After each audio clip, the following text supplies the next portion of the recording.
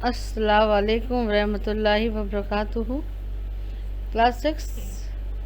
In the last period, we have covered the whole chapter of first chapter, that was sources of food. I have sent you the question answers, discussed the exercises with you also, and sent the PDF of the question answers also. Now we shall discuss the second chapter, that is the components of food. We all know that we need food. Have you ever thought that why do you need food? You need food because you feel hungry? No, that is not the reason you need food. But you need food to work and play, to get nutrients for the growth and maintenance and repair of your body cells, and to protect yourself from diseases and to remain fit and healthy. Now, the food that we eat is mainly of nutrients, roughage and water. These are the main components of our food. Now first we will discuss that what is nutrient. Nutrients are the substance that an organism needs for growth, repair and maintenance of its body. Any substance that contribute to the growth, repair and maintenance of the body is called as nutrients. In the previous classes also you have discussed and read all the nutrients group present in the food. Again we are recapitulating it. The 5 nutrient groups are carbohydrate, protein, fats, vitamins and minerals. Now we shall discuss the first nutrient, that is carbohydrate. As you have read in the previous class also, that carbohydrates are the main sources of energy. They are called as energy giving food. So they are required more by a person doing physical work than a person who is inactive. A daily laborer will require more carbohydrate than an old person. Carbohydrates are of two types, sugar and starch.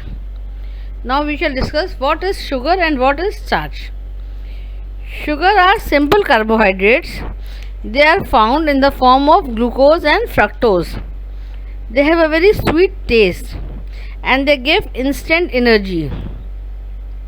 The main sources of sugar are glucose, cane sugar commonly called as sugar, fruits such as banana, papaya, mango, grapes.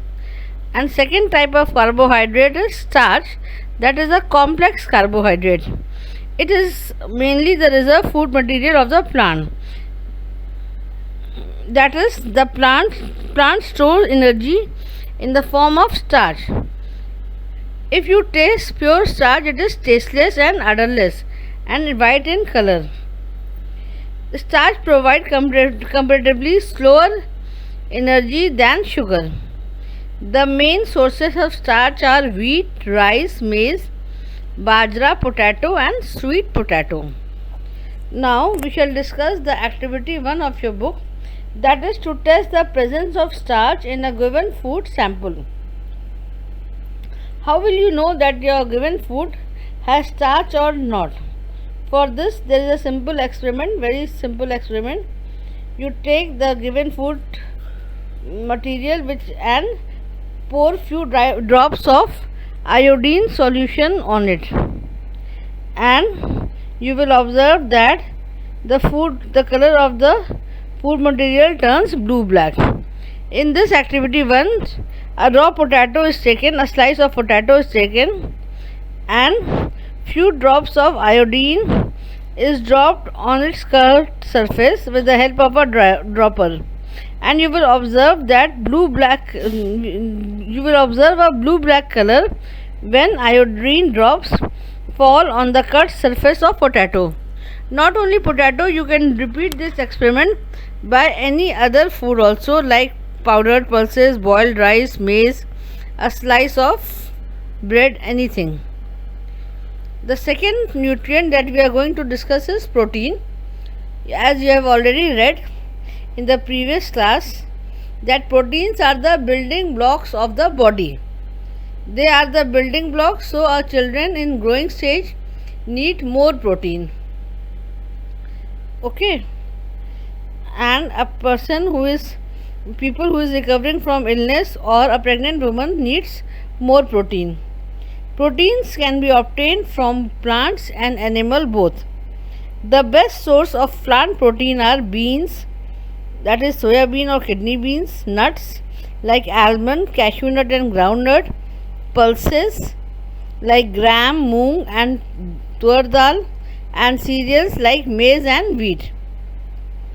And the best sources of animal protein are meat, egg, fish, milk and milk products like cheese, paneer and curd. Now we shall discuss another activity to show the presence of protein in a given food sample. For this activity you will need a source of protein, that is, here we have taken the boiled egg, the white portion of the boiled egg, copper sulfate solution, caustic soda solution, a test tube, a dropper and a test tube stand. Now how you will prepare copper sulfate solution? Just you will dissolve 2 grams of copper sulfate in 100 milliliter of water and you will get the copper sulfate solution. And to prepare caustic soda solution, you will dissolve 10 gram of caustic soda in 100 ml of water. Now what you will do? You will take a piece of boiled egg, the white portion of it, in a test tube and add few drop of copper sulfate solution and 2 drops of caustic soda solution in the test tube with the help of the dropper.